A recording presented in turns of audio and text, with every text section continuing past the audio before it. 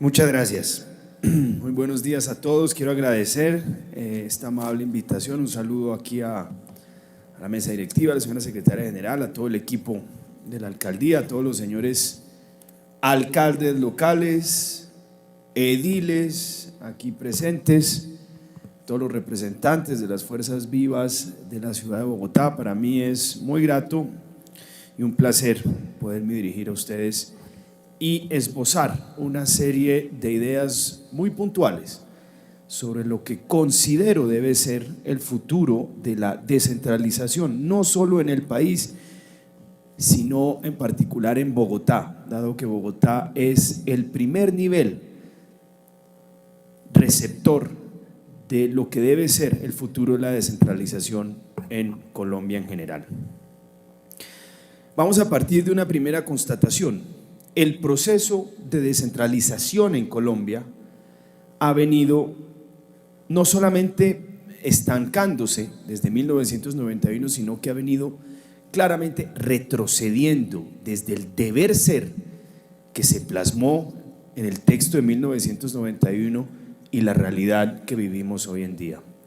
No olvidemos que el espíritu de la Constitución de 1991 quiso que la descentralización política y administrativa fuera una verdadera condición relacional de la democracia.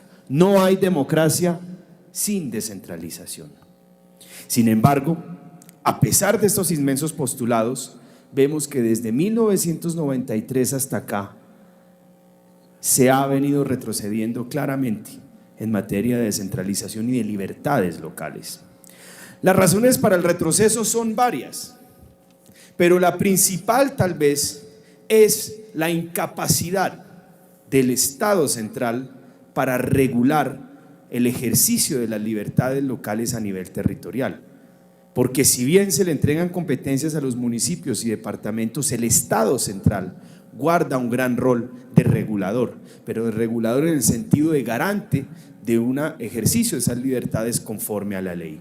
Y ante la incapacidad del Estado central para regular la descentralización en todo el país, para que el ejercicio de esas libertades locales sea óptimo, honesto, transparente y eficiente en los municipios más pequeños como en las ciudades más grandes, el único camino que ha encontrado el Estado central ha sido ajustar las tuercas de la descentralización, recentralizar y ejecutar desde el centro. Bogotá no está exenta de esta realidad. El Estatuto 1421 quedó fijo, petrificado en el tiempo y no ha habido avances. Y hoy constatamos una realidad: Bogotá tiene las mismas competencias que Quibdó, Tunja. En la práctica no hay una diferencia sustancial, más allá de que es objeto de un régimen distinto, que es el Estatuto 1421, a pesar de que las dinámicas locales, los recursos propios locales y las capacidades técnicas locales son muy distintas a las del promedio de los municipios del país. Es decir, la diferenciación, esa geometría variable que se quiso estipular con el 1421, quedó más en el papel que en la realidad. Y a nivel interno, dentro de esta gran urbe de casi 9 millones de habitantes, pues vemos que se presentan las mismas dinámicas: la descentralización local, el ejercicio de la vida política local y de la toma de decisión local en las localidades, perdónenme la redundancia, también ha venido retrocediendo. Aquí, más que por falta de controles, creo yo que por la falta de creatividad en la manera de diseñar las instituciones. Las preguntas que nos hacemos hoy entonces son varias. ¿Cómo avanzar en más descentralización de la nación a Bogotá? ¿Cómo volver a soñar con la descentralización y con el ejercicio de nuevas competencias en nuestra ciudad? ¿Cómo transferir nuevos bloques o bloques completos de competencias de la nación a Bogotá sin que esto implique necesariamente hacerlo con Quibdó, Tunja, Neiva, Caparrapí, Puerto Triunfo o cualquiera de los municipios más pequeños? ¿Cómo de descentralización a geometría variable, entendiendo que Bogotá tiene unas dinámicas distintas a las del resto del país? Y por otro lado, ¿cómo darle herramientas a la Bogotá del futuro para regular, para adaptar a su realidad local esos nuevos bloques de competencias que creemos deben transferírsele? ¿Cómo darle herramientas para adaptar a la realidad local cuando las entidades territoriales no tienen facultades legislativas? ¿Cómo darle un equivalente a facultades legislativas a una ciudad, a una entidad territorial, sin desconocer los principios del Estado unitario, que implica un solo centro de creación legislativa?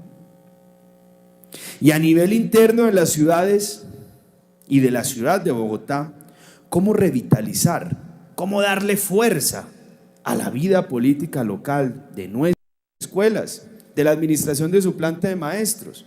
Pero la educación no es solamente la educación de primaria o de bachillerato. La educación también implica, por ejemplo, la formación técnica y profesional.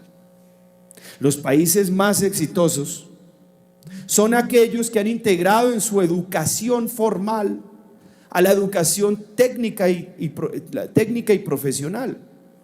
Caso de Alemania, el caso de Suiza, que tiene las manos de obras más competitivas del mundo. Los niveles y los estándares de vida más altos son aquellos que han sabido integrar en su pensum de educación a la formación técnica y profesional, que han sabido utilizar de forma eficiente la infraestructura que ha venido creando el Estado en los últimos 50 años a través del SENA en materia de formación técnica y profesional.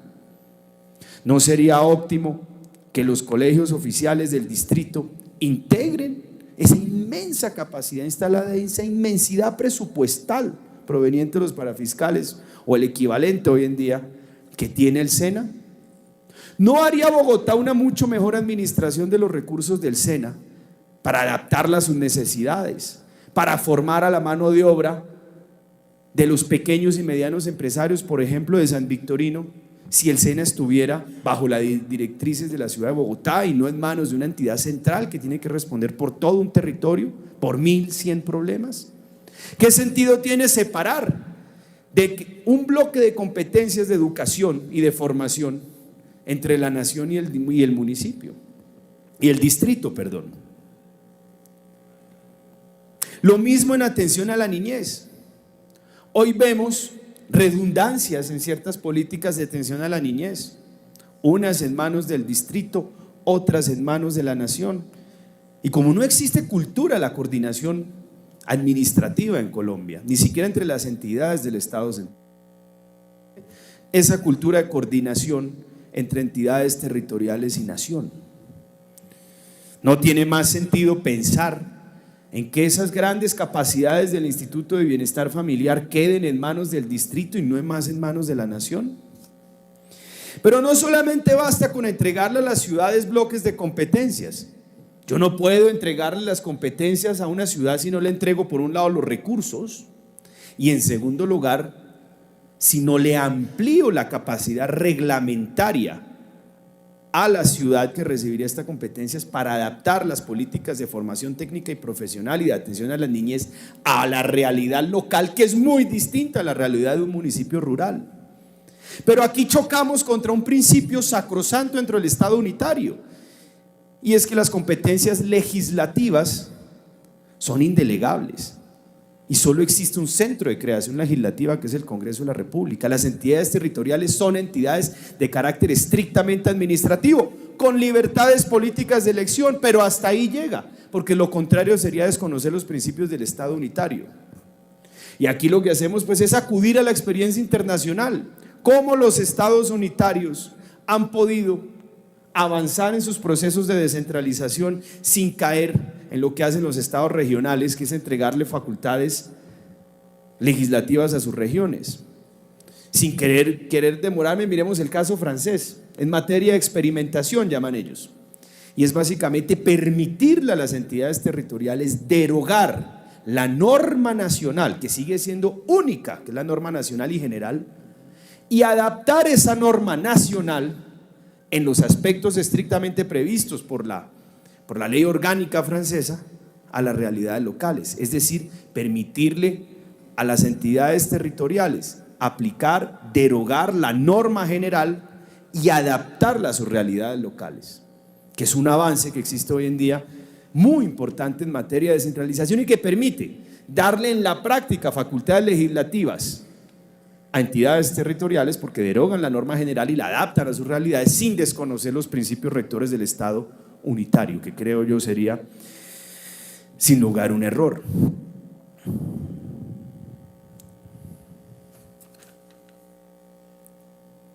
Miren, por ejemplo, lo que podría hacer Bogotá si tuviera una facultad de experimentación y de adaptación de la norma local en materia de educación, en materia de formación de los profesores, de los maestros.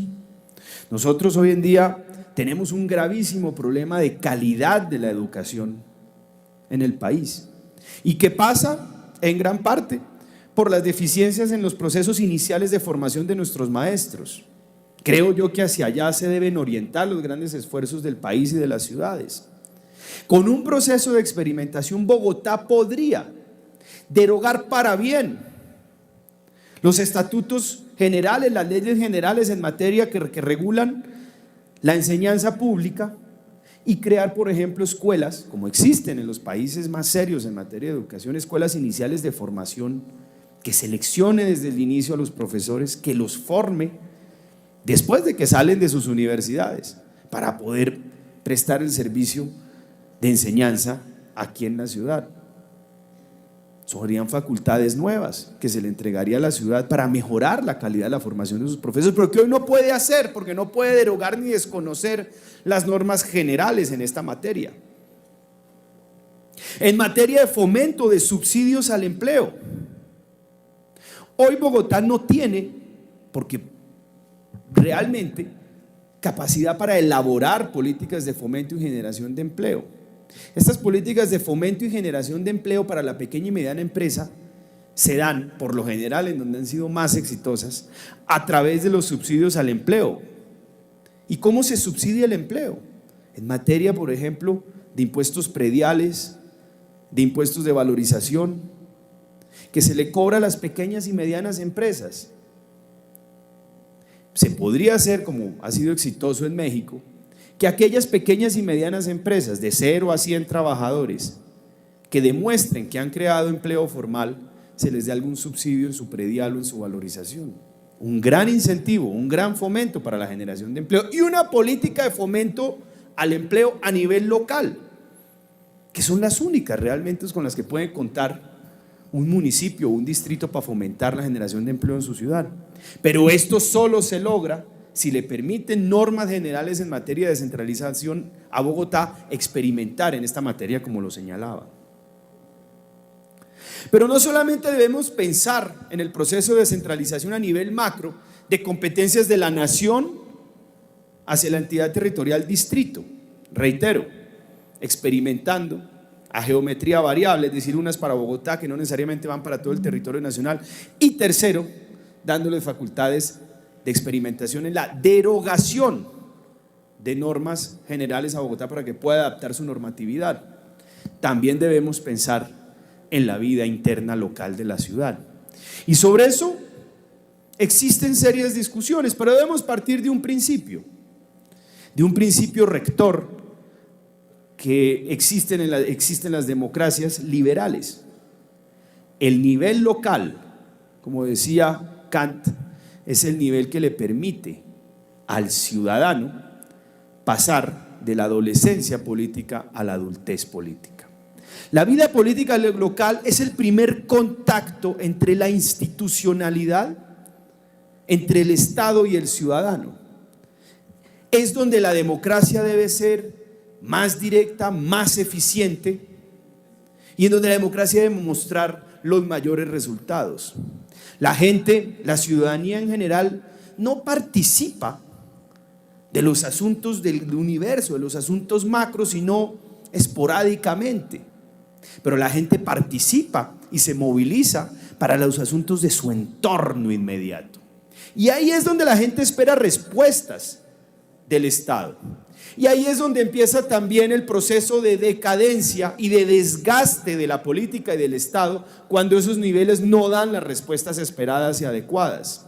Y me temo, queridos amigos, que eso es lo que estamos viviendo en Bogotá por el esfuerzo lento e imperceptible de los últimos 17 años por erosionar la representatividad de las juntas administradoras locales. Hoy las juntas administradoras locales son una simple ventanilla de reclamación de la ciudadanía, porque no tienen facultades de ninguna naturaleza para cumplir con las expectativas de sus ciudadanos. Este es un nivel tal de democracia que la gente llega y le golpea al edil a su casa y le plantea la inquietud. Y es donde todas las expectativas están afincadas para solucionar el problema de la cuadra, de la vía, para solucionar el problema de la escuela, de los cupos. Y yo me pregunto, ¿cuáles son hoy las prerrogativas que se compadezcan de los ediles, que se compadezcan con estas inmensas expectativas de los ciudadanos? Absolutamente ninguna. Y aquí el debate está entonces en que la solución es elegir popularmente a los alcaldes, sin tener en consideración lo que eso realmente implica.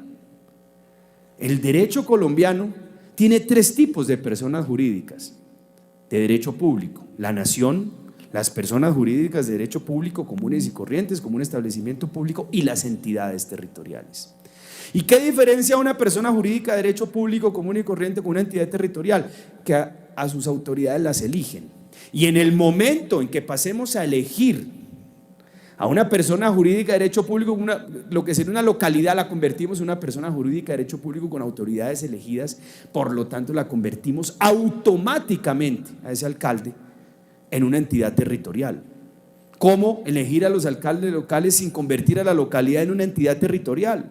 Y que a esa entidad territorial se le extiendan todos los principios constitucionales sobre autonomía de las entidades territoriales, sabiendo que el primer principio que rige a las entidades territoriales, en Colombia, es que están en un perfecto pie de igualdad jurídico. El departamento no es superior al municipio, el distrito no es superior al municipio. Eso es un pilar del ordenamiento jurídico colombiano. Y ay Dios, pregunto yo, ¿quién podría administrar este territorio con 20 alcaldes 21 alcaldes en un perfecto pie de igualdad? ¿Cómo? Vamos a dislocar a la ciudad. Vamos a fragmentarla, a descuadernarla completamente en 21 realidades políticas completamente propias, con 21 lógicas propias y 21 vidas políticas propias. Eso sería, básicamente, creo yo, un gran error conceptual. Y podemos llegar al mismo fin, que es democratizar la vida política local de otra forma, sin descuadernar completamente a Bogotá.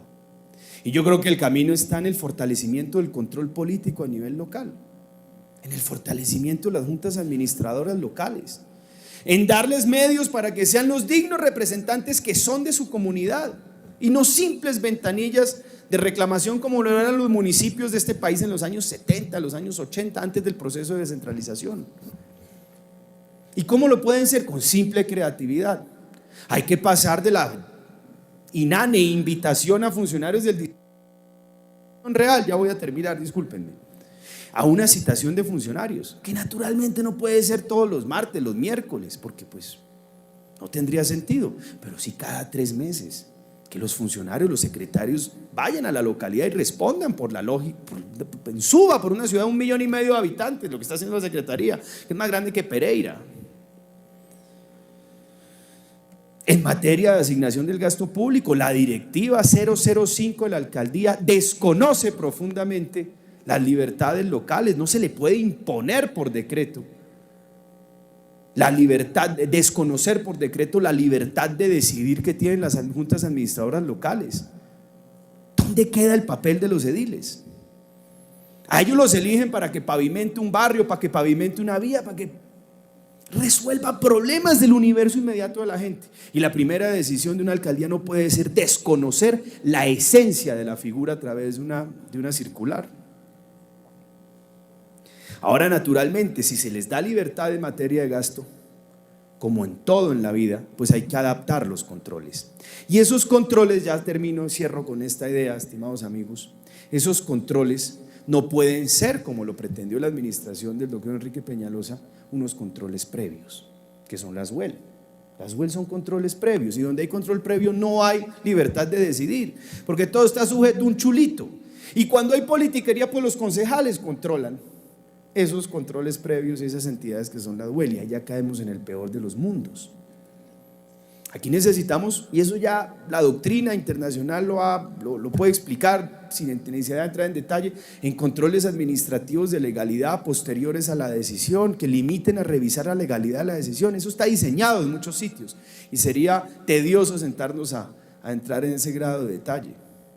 Pero en conclusión, estimados amigos, y ya para cerrar, yo creo que sí es necesario abrir un debate muy amplio sobre la descentralización y Bogotá. Yo creo que es necesario darle un nuevo impulso, un nuevo sueño de competencias y de retos para la ciudad de Bogotá.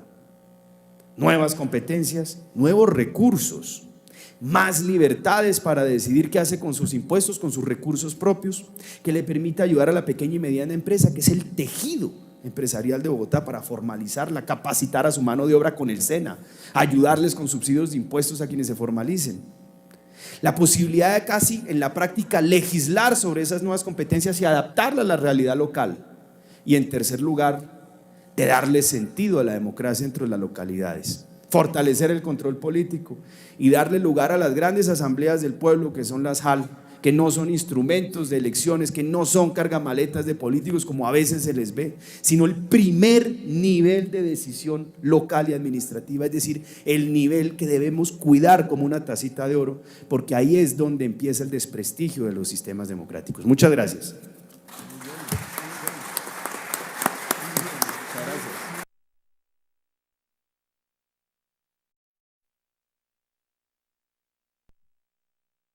Gracias, representante. Sí, habla Juan Carlos, el maestro de yoga. Tiene la palabra el representante Rodrigo Lara. Gracias. Querida representante Olga y Clara, felicitaciones por convocar esta importante audiencia,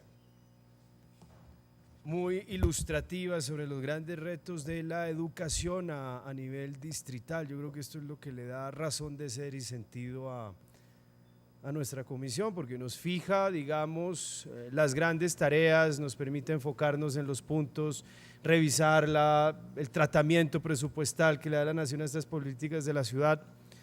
Muy bien, felicitaciones. Bueno, yo quiero básicamente hacer 3 observaciones, insistir en 3 puntos, pero partir primero de una constatación. Yo soy un gran defensor de la educación pública. Creo absolutamente en la educación pública porque es el único molde uniforme de calidad que puede integrar a una sociedad por naturaleza segmentada, dividida por ingresos, por un lastre histórico de diferencias sociales, de diferencias marcadas.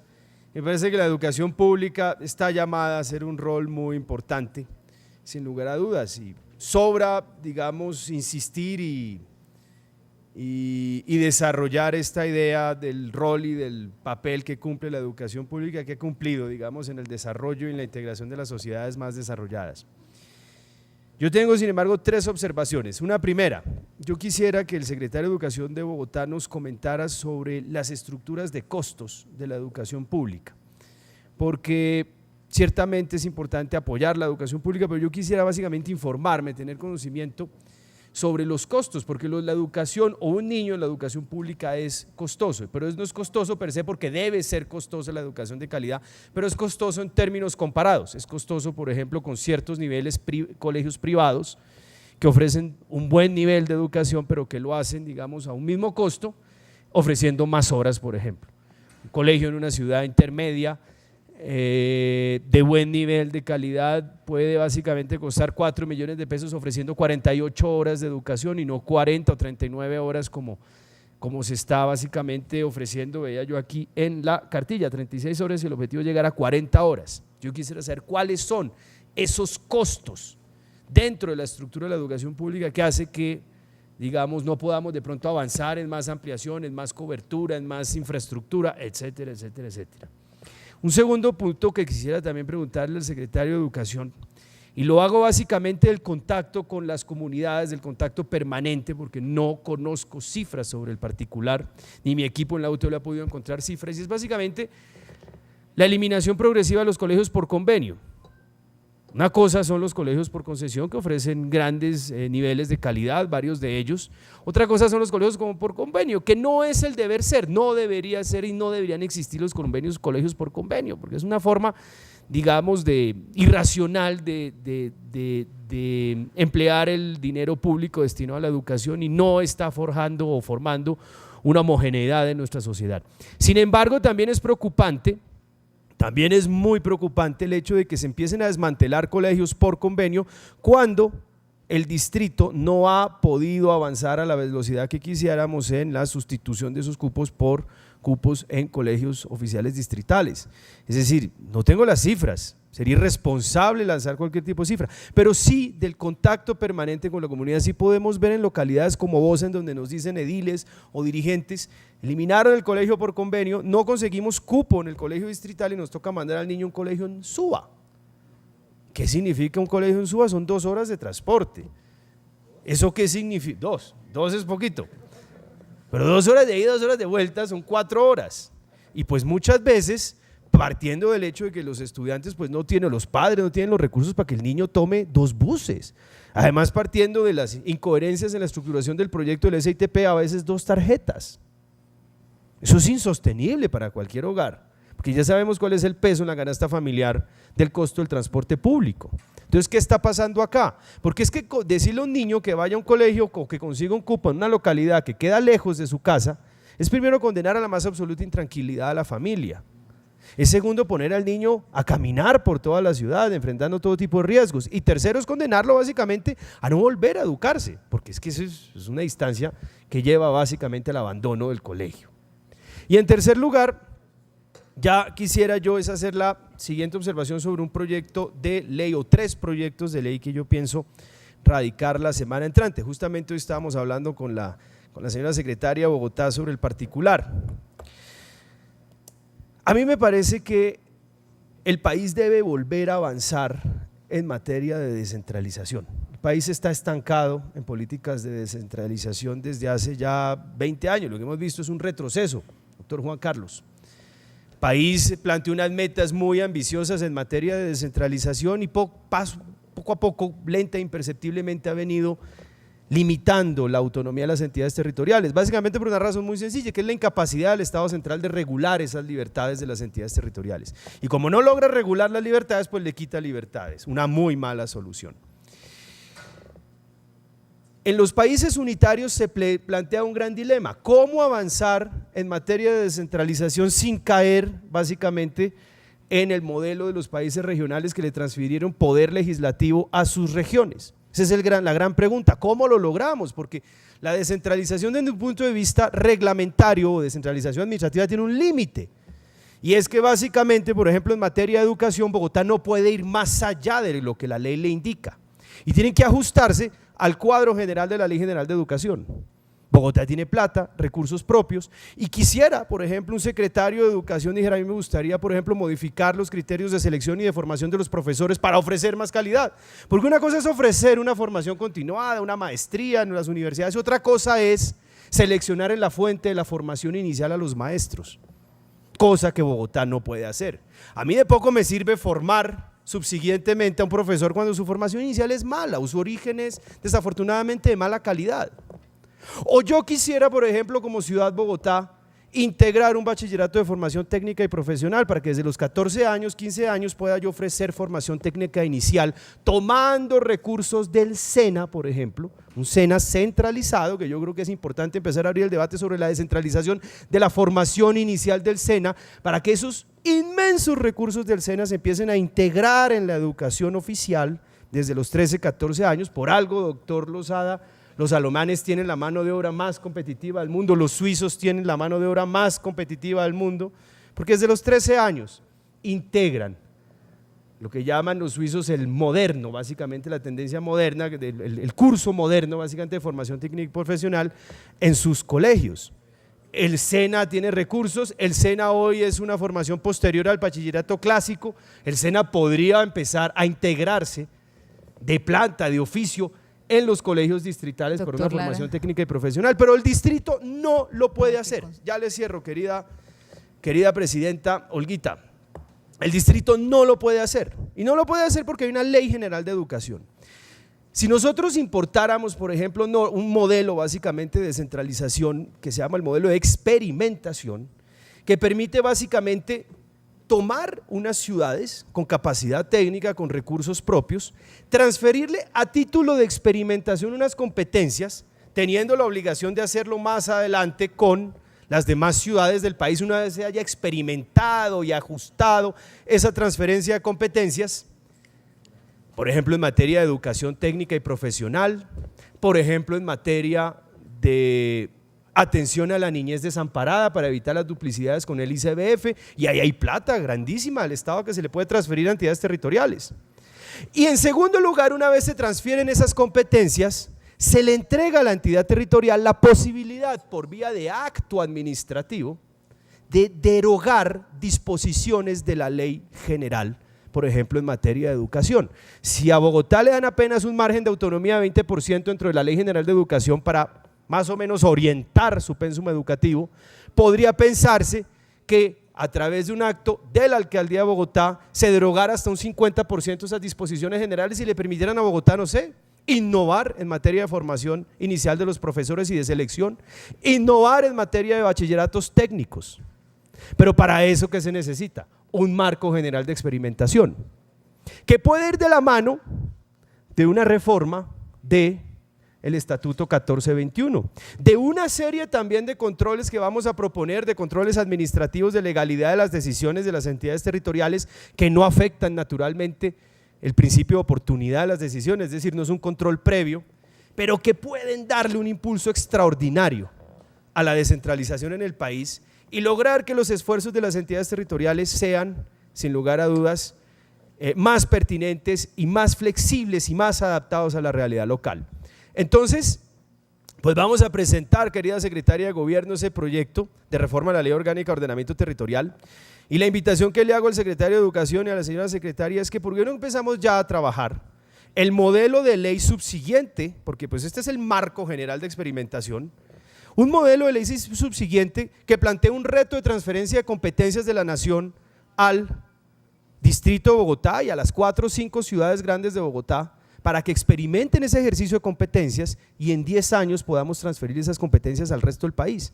Pero esa propuesta tiene que venir desde abajo, no esperemos que la nación nos diga, saben que sí, voy a desprenderme los recursos del 1.7 billones de pesos que administro en el SENA y me voy a desprender del otro 1.2 billones que administro en el Instituto de Bienestar Familiar, porque yo creo en la descentralización. Eso no va a pasar, nadie suelta la plata porque pues la plata es sinónimo de poder, simplemente. Y esos son dos fondos absolutamente gigantescos, alimentados con parafiscales. Lo que yo propongo es, ya cierro, propongamos ese marco general de experimentación, presidenta Olguita, con su venia, querida doctora Clara, pero empecemos a trabajar lo que sería un nuevo marco de transferencia de competencias en materia de formación técnica y profesional y atención a la niñez desamparada. Gracias. Muchísimas gracias, representante. Efectivamente es un tema de competencias, descentralización que es necesaria, no solamente dentro del ente territorial, sino